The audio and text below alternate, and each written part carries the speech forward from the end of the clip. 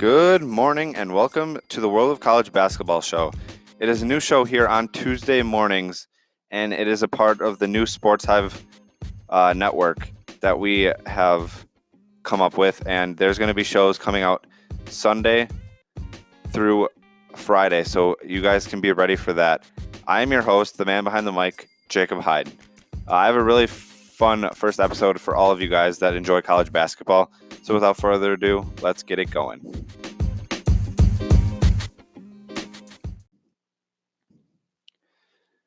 So the first thing I want to talk to you guys about is just the new rankings that came out yesterday afternoon on Monday. Kansas comes up and gets the overall ranking of number 1 after defeating the Baylor Bears by 3, 64-61 on Saturday afternoon. So I'll just go down the list and go through all of the teams. So obviously number 1 is the Kansas Jayhawks. They are currently on a 12-game win streak. Number 2, Baylor, they drop a spot to number 2 after the loss to Kansas. Number 3 is Gonzaga. Gonzaga lost to BYU over the weekend, so they drop a spot to number 3. Number 4, Dayton. They move up a spot after San Diego State lost to UNLV. So 4 is Dayton. Number 5 is San Diego State after that loss on Saturday. Number 6 is Florida State. They move up 2 spots. Duke is number 7.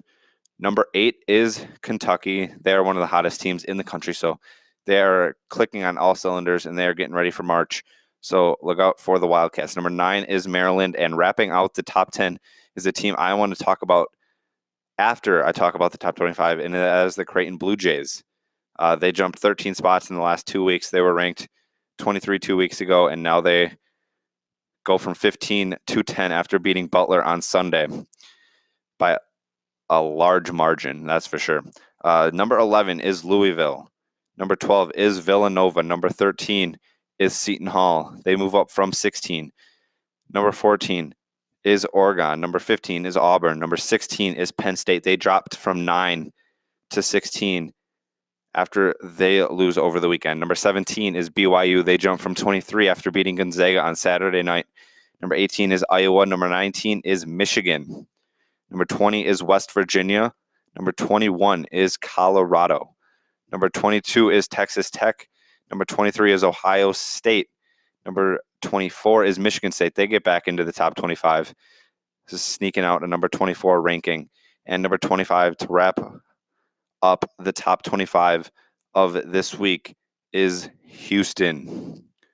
So most of the movement in the top 25 was towards the top, obviously. Number 1, Baylor. Number 2, Gonzaga. Number 4, San Diego State. All lost over the weekend, which is why Kansas is now the number 1 team in the country. And Baylor drops a spot, Gonzaga drops a spot, and San Diego State also dropped a spot. So that was really the only movement. I mean, Michigan State sneaks into the bottom of the top 25, going into number 24 in the week. And Texas Tech is also up there in 22. So that was really all that happened in the top 25 this week. It was a really hectic weekend, especially on Saturday, in my opinion. It was one of the best Saturdays, if not the best Saturday in college basketball this season. And the one team I saw this weekend were the Creighton Blue Jays. And I just want to talk about them for a little bit. Creighton, in the beginning of the year, they were projected to finish right in the middle of the Big East. And they were only predicted to win 9 games in the conference. And they just got their 10th win against Butler on Sunday in dominating fashion. Everything was clicking for them, and they were raining threes down all over the place, all over the floor, and they just ran Butler right off the floor this past Sunday. So Creighton is probably going to be one of the scariest and the sneakiest teams going into March. They're going to be a tough out in the NCAA tournament. I can see them going farther now in the tournament.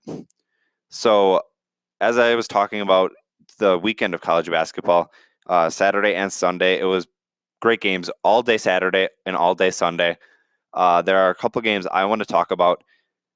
And the first game is the Baylor Bears versus the Kansas Jayhawks. Baylor now is 24-2, and Kansas is now 24-3. And Kansas beat Baylor 64-61, and that ended Baylor's 23-game win streak in the Big 12. And Azubuike for the Jayhawks led the way with 23 points on 11 of 13 shooting. He is one of the most important players on the Jayhawks. That he is a huge guy down low, and once you get the ball into him, he just does what he does, and he gets the ball in the hoop. But the one thing that is really the downfall of Azubuike is the foul trouble. He is big, so everybody will go at him and try to get fouls on him, and he gets fouls called on him pretty easily. So that is the one thing Kansas will need to look at going into the conference tournament and into the NCAA tournament is the foul trouble on Azubuike and trying to keep him on the floor. So the next game that I want to talk about is the Gonzaga Bulldogs and BYU. That was a late game on Saturday night, and now Gonzaga is 27-2, and BYU jumps up to 23-7 after the 91-78 victory over the Bulldogs. BYU was led by Yoli Childs. He had an amazing game. He was doing everything right. He had 28 points on 12 of 19 shooting. And for Gonzaga, Killian Tilly had 18 points in the loss. And the one big thing in this game was Gonzaga's three-point shooting. They were only 5 of 25 from three. I know a lot of people hate on Gonzaga for playing in the WCC and how there's not really any teams. The only teams that they really have in there is St. Mary's, and that's the only team that really can beat Gonzaga, and that's the only competition for them. But now BYU is sneaking up. They are now ranked 17th in the top 25. They were just 23rd. So BYU is another team that is going up there and could be a sneaky out in the NCAA tournament with their play that they are doing right now. And another game, one of the bigger games, I think, and the biggest news in college basketball is obviously San Diego State getting handed their first loss this year. They were 26-0 before the game against UNLV, and they lost at home. So UNLV gets the dub on the road, and they improve their record to 15-14. So obviously, like I said, it was the first loss of the year for San Diego State. And I looked at the stat sheet. I didn't watch the game, but I looked at the stat sheet, and basically all of the stats on both teams were basically the same. There might have been a couple stats that were a little lopsided, but other than that, it was a really close game, and UNLV just obviously got their game plan and executed it to take down the now one-loss San Diego State Aztecs. So the one question I want to ask to myself and others is, are we really concerned for San Diego State after this loss to UNLV? And I was waiting for people to say, oh, San Diego State's overrated. They just lost to UNLV, but like everybody needs to calm down really, because it's San Diego State's first loss of the year. They were 26-0 before this, and they just lost in February, their first game. So they are a very elite defensive team, and they use that defense to create offense, and that's how they've been winning, and that's how they won, obviously, 26 straight to start the year. And I think, personally, with that elite defense, they can make it pretty far in the tournament, even after they just lost to UNLV. So, no, I do not think there's concern that UNLV beat San Diego State on Saturday. And the last game I want to talk to you guys about over the weekend, it was a big SEC matchup.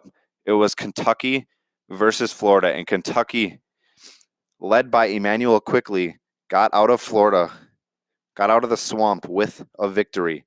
Kentucky improves their record to 22-5, and Florida drops to 17-10. Emmanuel Quickly had a career-high day in points. He had 26 points for the Kentucky offense, and at one point in the second half, he scored 15 out of the 17 Wildcat points in a decisive run in the second half. Emmanuel Quickly has been really good for the Wildcats as of late. He's been picking up his game, and he's been really leading this Wildcat offense. And on the other side, Florida, the Gators, obviously going into the year, they were my favorite to win the SEC after getting Kerry Blackshear as he left Virginia Tech and went to the Gators. looking at the team that they had with the guards, they have experience, and then adding Kerry Blackshear down low. I really thought the Gators were going to be a dominant team this year, and I thought they were going to maybe be like Duke, but like Duke last year, but not as dominant. But they were going to be one of those teams like where it was like Florida is the team to beat. But this year, they have been really, really disappointing, honestly. And throughout the whole college basketball season, there hasn't really been one team where you can say, "Oh, this is the team to beat." Like rankings 1 through 5, they can lose on any day, any given night. There was no like, "Oh, number 1 can win tonight." It was always a close game for the top teams. So there's not one decisive team that can be dominant and people can say that they are going to win the tournament. There's a handful and even more that you can say that about. And some of those teams include Kansas, Baylor, Gonzaga, Dayton, Seton Hall, Oregon, San Diego State, Florida State, Duke, Kentucky, Louisville, Villanova. All these teams can make deep runs going into March. So there's not one, just like I said, there's not one decisive team that is good in college basketball this season, which makes it fun. I'm not like saying it's bad for the game. It's actually making it more fun because last year you saw Duke and they were winning a lot of the games by a large margin, and you could say it was fun to watch, but it was like after a while they were just winning by so much it wasn't even like fun to. It was fun to watch, but it was like, okay, Duke's good and they're the team to beat.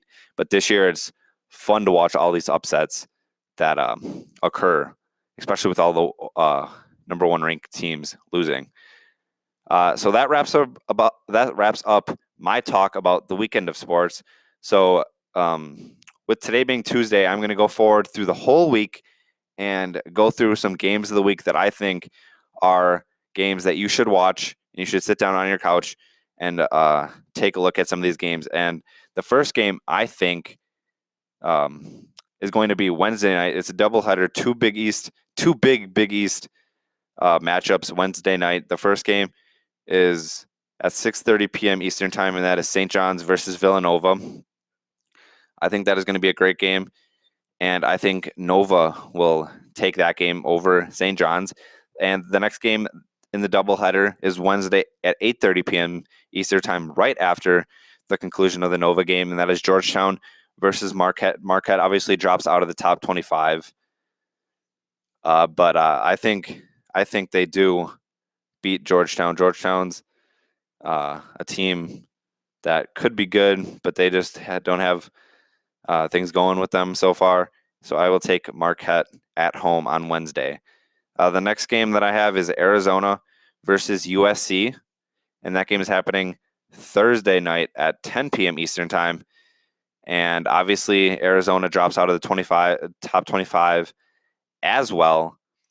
And people talk about, I'm going to connect this to the NBA a little bit. People talk about Arizona playing, well, they're a different animal at home than on the road. They play way better in Arizona than they do traveling to places. And it's just like the 76ers in the NBA. They are a good home team, but on the road, they are just extraordinarily bad. They cannot play on the road, and that is the same thing with Arizona. They can play on the road, but they're not as good on the road. So I will take USC at home in this Pac-12 matchup. The next game in the Big Ten is Penn State versus Iowa, 2 ranked Big Ten teams, and that is happening Saturday afternoon at 12 p.m. Eastern time, 11 a.m. Central time. And I will take Luka Garza and the Hawkeyes at home. I think Penn State, they lost this past weekend to Indiana on Sunday. Lamar Jackson had an outstanding game, but I think Luka Garza and Iowa at home will just take the victory. The next game I have is another Big East matchup that is happening Saturday at 2:30 p.m. Eastern time, and that is the Seton Hall Pirates led by Miles Powell versus Marquette Golden Eagles at home with Marcus Howard leading the way, and that is happening Saturday at 2:30 p.m. Eastern time. Miles Powell versus Marcus Howard is a go-to matchup to watch. That is a must-watch game on Saturday afternoon, and I think Seton Hall will take the victory on the road. I just think Miles Powell is more efficient than Marcus Howard. And they have more tools on Seton Hall than they do on Marquette, so I trust Seton Hall to get the victory on the road this Saturday. The next game, it was a very controversial call in this game last time they matched up, and that is a big SEC matchup, and that is Auburn versus Kentucky, Saturday afternoon, 3:45 p.m. Eastern Time. That is another must-watch game for me. Last time they played at Auburn in the jungle, and it was very controversial because Kentucky fans were talking about the refs because Auburn shot a total of 41 free throws, I believe, in that game. And it was just a lot of foul calls on Kentucky. But, I mean, I think Auburn, in my opinion, with that game, going back to it, I think it was Auburn playing to their strength. They're not a really good three-point shooting team this year like they were last year. So they were driving the ball on Kentucky and getting those fouls and getting to the line, and they were playing more aggressive than Kentucky was. So I think even though with those fouls and the free throw attempts for Auburn, they were the more aggressive and better team last time they played. But this time they're playing in Rupp Arena in BBN. So Big Blue Nation is definitely going to come out strong on Saturday afternoon. But I think Kentucky will get the revenge on Auburn at home. So next game is Michigan State versus Maryland. Again, two ranked Big Ten teams going at it. The Big Ten is one of the best conferences in the game, I think, this year. And that game is happening Saturday night at 8 p.m. Eastern Time. And I honestly don't trust Maryland. I think Michigan State will come into Maryland, and Cassius Winston will lead the way and take down the Terps with Jalen Smith and Andrew Cohen. Second to last game I have here for games of the week is St. Mary's versus Gonzaga. That is the one matchup in the WCC that you like to watch. Obviously, St. Mary's last year beat Gonzaga in the WCC tournament final to get into the tournament. And this one is at the Zags house at the Dog Pound.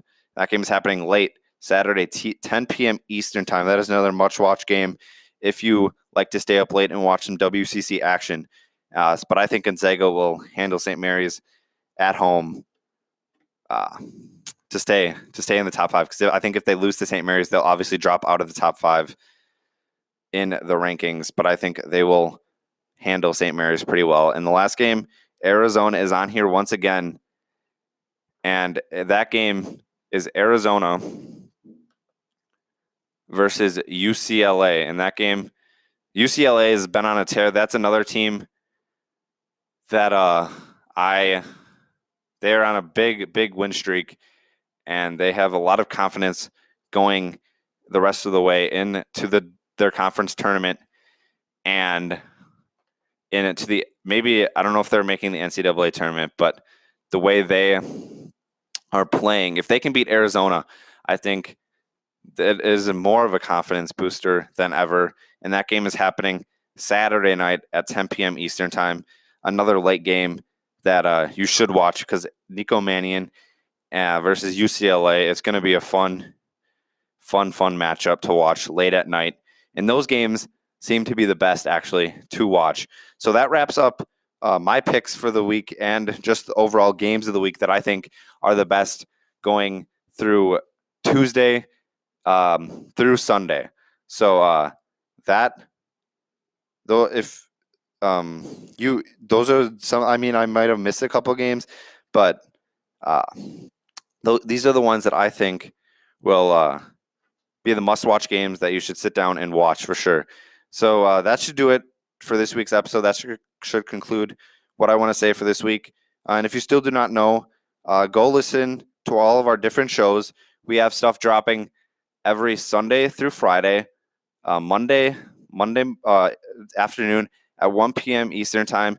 It's a regular episode of Sportz Hive podcast with me, Jacob Hyde, and my co-host Luke Hoffman. And Tuesday is right back here with me on the World of College Basketball Show. And if not, it is, if you know, my Twitter handle is at World of College 1. So that is why I named the show the World of College Basketball Show. So that is happening Tuesdays, and I want to drop these episodes in the morning. And Wednesday is going to be the Fantasy Wire with Carrick Jackson. Thursday is Intentional Balk with my co-host Luke Hoffman, the man, and Charlie Gutierrez, who is our friend. Friday is another regular episode of the Sportz Hive podcast, and we're taking the day off on Saturday, and Sunday we are going to be right back here, and it is going to be In Case You Missed It with Colby Lynch. So this past weekend was a very exciting weekend of college basketball, and I think, like I said earlier in the show, it was probably one of the best, if not the best, Saturdays in the season so far. So ahead, it is a very exciting week of basketball. I hope you guys enjoy it, and I will see all of you back here right next week on the World of College Basketball Show.